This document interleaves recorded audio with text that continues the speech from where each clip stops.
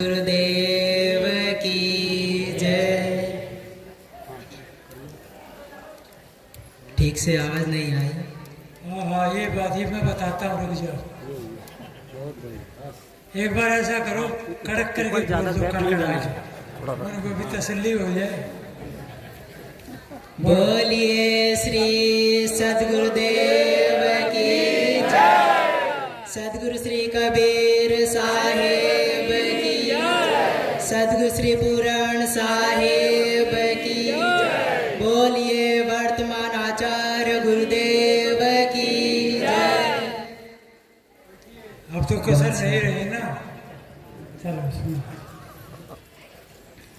बैठते जाए, काफी जगह है, पीछे कम पड़े तो बिछा दो, कोई कहीं से भी ला के मांग के। आद्य पारक प्रकाशी बंदी छोड़ सदगुरु श्री कबीर साहेब जी, मेरे हृदय मंदिर के आराध्य परम पूज्य गुरुदेव जी, अर्चन्य वंदनीय संत समाज, भक्त समाज, आज इस मंच पर संत गुरुजनों की ओर से मुझे भी आज्ञा हुई है, संतों के कुछ विचार प्रस्तुत है, आप सबके सामने रख रहा हूं। सदगुरु श्री कबीर साहिब जी का मौलिक ग्रंथ बीजक है, जिसमें सदगुरु श्री कबीर साहिब जी ने 11 प्रकरण लिखे हैं। पहला प्रकरण है रमणी, शब्द, ज्ञान चौतीसा, विप्रमतेसी, कहरा, बसंत, चाचर, बेली, बिरहुली और हिंडोला, साखी। ये 11 प्रकरणों से सुशोभित सदगुरु श्री कबीर साहिब जी का मौलिक ग्रंथ बीजक है। और इस बीजक सदग्रंथ में सदगुरु श्री कबीर साहिब जी ने इस जीवों को इस आवागमन से, इस बंधन से मुक्त होने का जो विचार था, जो सदगुरु श्री कबीर साहिब जी ने मौलिक ग्रंथ बीजक में बताया है। सदगुरुदेव कहते हैं, बहु बंधन से बांधिया एक बिचारा जीव, की बल छूटे आपने कीर छुड़ावे पीव। सदगुरुदेव कहते हैं, इस साखी में बहुबंधन से बांधिया एक बिचारा जीव, ये जीव, ये मनुष्य जब जब मनुष्य जन्म में आता है तब तब बहुबंधन, बहुत अनेक प्रकार के बंधनों में ये बंध जाता है। कभी तो जाति 4 वर्णों में बंध जाता है, ब्राह्मण, क्षत्रिय, वैश्य, शूद्र, इनमें बंध जाता है। तो कभी घर परिवार में अपने सगा संबंधी मान करके और उसमें भूल जाता है और उनके अपने बंधन मान लेता है। कभी अपने दोस्त मित्र, इनसे अपना बंधन मान लेता है कि यही हमारा सब कुछ है। लेकिन सदगुरुदेव कहते हैं कि ये बंधन है, बहुबंधन से बांधिया। इन्हीं बंधनों में ये मनुष्य जब जब मनुष्य जन्म में आता है तब तब भूल जाता है, 5 विषयों की आसक्ति में भूल जाता है और ये संसार में फंस जाता है और इसी की वजह से ये दुखी हो जाता है। और इस दुख से रहित होने के लिए जो विवेकवान मनुष्य होते हैं, वो संतों के संगत में लग करके और इस बंधन का कारण जान करके, और जो बिरले जन होते हैं वो तो त्याग देते हैं, लेकिन अबोधी रह जाते हैं, जो गुरुआ लोगों के चक्कर में पड़ जाते हैं, जो उपदेशी लोग होते हैं, कोई अपना ईश्वर, ब्रह्म, परमात्मा ऐसा इशारा करके ऊपर की ओर बताते हैं, वो सब उसी भ्रम में डाल देते हैं और उन्हीं का विश्वास करके और इस आवागमन से रहित नहीं हो पाते हैं, क्योंकि इन्हीं का बंधन ये पड़ जाता है। ऊपर का कोई ईश्वर, ब्रह्म, परमात्मा हिंदू भी बताते हैं कि हमारा ईश्वर, ब्रह्म, परमात्मा ऊपर ही है, 7 स्वर्ग माने हैं, उसी 7 स्वर्ग के ऊपर हमारे परमात्मा की गद्दी लगती है और उसी के ऊपर बैठे हुए हैं और इस ब्रह्मांड को चलाने वाला वही परमात्मा है, ऐसा मान करके और ये संसार के अबोधी जीव भी भूले हुए। आज संसार में इन्हीं का सब बखेड़ा है, जिनको सब सत्य ही मान करके भूले हुए। कितनी अज्ञानता की बात है। कोई जाते हैं गंगा यमुना सरस्वती ताप्ती, कई लोग तो यहाँ पर सोचते हैं कि यहाँ पर ताप्ती नदी है, यहाँ पर ताप्ती नदी में नहा ले जाएंगे तो हमारे सारे पाप धुल जाएंगे। कई लोग तो इसी की वजह से आ जाते हैं बुरहानपुर कि ताप्ती नदी पास में ही है, चले जाएंगे नहा लेंगे और पाप धुल जाएंगे। लेकिन कोई विचार नहीं करता है कि इस पानी से तो शरीर को धोया जा सकता है, लेकिन मन का दाग होता है उसको नहीं धोया जा सकता है। संतों की वाणी और पानी में बस इतना ही फर्क है कि पानी होता है वो तो शरीर का मैल हटाता है और जो संत गुरुजन होते हैं वो मन का मैल हटा देते हैं।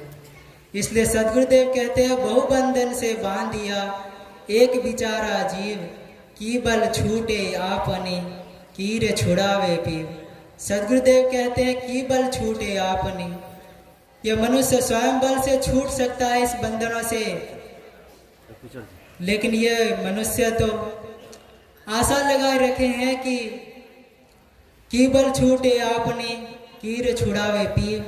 पीव कहिए कोई ईश्वर ब्रह्म परमात्मा, इनसे आशा लगाते हैं कि इनकी हम भक्ति करेंगे, उपासना करेंगे, होम हवन करेंगे तो हमारा ये आवागमन है इससे मोक्ष हो जाएगा, ऐसा विचार करते हैं। लेकिन ऐसा नहीं है। इन सब ये जितने भी ईश्वर ब्रह्म परमात्मा माने हैं ये तो कल्पित वाणी है, जो इन उपदेशी लोगों ने सदग्रंथों में बड़े बड़े सदग्रंथ नाम लिख दिए। लेकिन सदग्रंथ का अर्थ तो वही है जिसमें सत्य सार लिखा हो, उसी को सदग्रंथ कहा जाता है। लेकिन जिसमें गप लिखी हो, सप लिखी हो तो उसको सदग्रंथ कैसे कहा जाएगा? उसको सदग्रंथ नहीं कहा जाता है। इसलिए सदगुरुदेव कहते हैं कि ये मनुष्य स्वयं बल से छूट सकता है, जो पारकी संतों के संगत में लग करके और जो ये जितने भी बंधन हैं उनको काट करके और ये इन बंधनों से अलग हो सकता है, तभी इसकी गति मुक्ति हो सकती है। नहीं तो ये पीव को ईश्वर ब्रह्म परमात्मा की आशा करेगा तो इसका कल्याण कभी नहीं हो सकता है, आवागमन से कभी मुक्त नहीं हो सकता है। इसलिए जितने भी बंधन हैं, कोई ईश्वर ब्रह्म परमात्मा का बंधन रखा है, जो कोई घर परिवार स्त्री पुत्र धन परिवार इसका बंधन रखा है, जो कोई जाति वर्ण इनका बंधन है, ये सब दुख का कारण है। इसलिए इसको जब तक त्यागेंगे नहीं, जब तक स्वयं बल से करु बहिया बल आपनी छाड़ बिरानी आस, जाके आगन नदिया भय सोकस मरे पियास। अपने स्वयं बल से स्वयं पर भरोसा करके और इस बंधनों से हम मुक्त हो सकते हैं। बिना स्वयं बल के हम अपने बंधनों को कोई और पर रख करके और कोई हमारे बंधन कोई और टाल देगा ऐसा विचार करेंगे तो हमारा बंधन कभी छोड़ने वाला नहीं है। संत गुरुजन होते हैं, हमें रास्ता बता देते हैं, लेकिन चलना तो हमें खुद ही पड़ता है। इसलिए सदगुरुदेव कहते हैं करु भैया बल आपनी छाड़ बिरानी आस, दूसरों की आशा छोड़ दो और स्वयं बाहुबल पर भरोसा करो और इन बंधनों को त्यागो, तभी इस जीवन में सुख शांति मिल सकती है, तभी इस संसार में हम चैन से रह सकते हैं। नहीं तो हम अनेक प्रकार के बंधनों को बना के रखेंगे और तब तक इस दुख में फंसे रहेंगे, हमारा जीवन नहीं सुधर सकता है और जीवन में दुख ही दुख पाते रहेंगे। इसलिए सदगुरुदेव कहते हैं चिपक में चिपक, चिपक में चिपक, चिपक में चिपक मरी जाए और चिपक छूट जाए, जाके दिल से सोई जीव मुक्त हो जाए। जो मनुष्य चिपक को छोड़ देता है तो वही मुक्त जीव है। न जो जीव चिपक रखता है, एक दूसरे से चिपक रखता है, तो उसका आवागमन ही बना रहता है। इसलिए तो संत गुरुजनों के चरण में आते हैं कि हम इस आवागमन से रहित हो जाए और यही युक्ति हम संतों के संगत में आकर के और संतों से जान करके और त्याग सके और तभी इस ब्रह्म भूल कल्पना और जो हम आसक्ति लगाए हैं उनसे रहित हो जाए। इसलिए सदगुरुदेव कहते हैं कि ये सुंदर अवसर मिला है, इसलिए पारखी संतों के संगत में लग करके और पारखी संतों के संगत में लग करके और जितने भी भ्रम भूल कल्पना आसक्ति लगी है उनके बारे में जान करके और त्याग दे और अपने जीवन को सफल बनाए और तभी जीवन में सुख शांति है, ऐसा सदगुरुदेव कहते हैं। बोलिए श्री सदगुरुदेव की जय। ये थे विचार हमारे महात्मा जी के। अभी मौसम बरसात का ऊपर नीचे है, यदि बरसात आठ के नहीं पड़ेगा, आराम से उठना, बिछा रखा है और भी बिछवा रहे हैं। आज इस पर बैठे हो, इसको भी उठा लेना, अकेले उठ के मत जाए ताकि रात में फिर काम आएगा। क्योंकि जल्दबाजी जो होती है वो गलती की पहली सड़क है।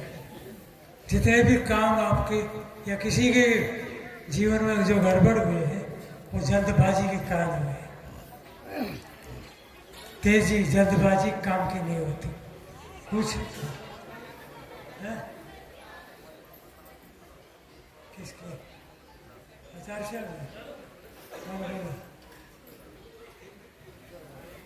यही साक्षी। चलो मैं आता हूँ। अभी थोड़ी देर के लिए बात है, क्या नाम, सफल सा है।